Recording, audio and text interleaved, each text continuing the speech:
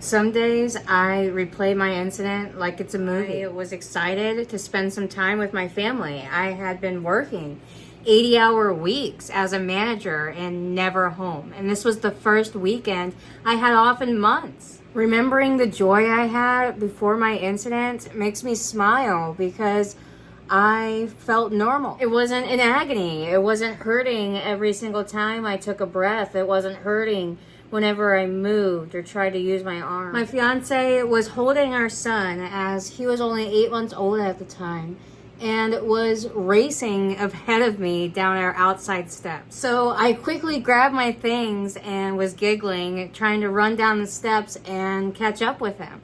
And next thing I know, I'm falling through the staircase. Everything was going in slow motion, and I remember just staring at my fiance. I'll never forget the fear he had in his eyes. The only thing running through my mind was I needed to keep my head away from the concrete. And I successfully did that. I didn't hit my head, and I am so grateful for that. When I smacked down on that concrete, I couldn't breathe. Everything hurt so bad. I kept thinking that I needed to just change positions and I wouldn't be in so much pain, but I couldn't move. As my fiance was on the phone with the paramedics, my next door neighbor who was holding my son had the audacity to tell me if she had a penny for every time I said it hurts, she'd be rich. Okay, lady, I just fell through a staircase 15 feet and you're gonna say that to me while holding my son. She watched the whole thing. She watched me fall through the staircase because the screw came out of the step.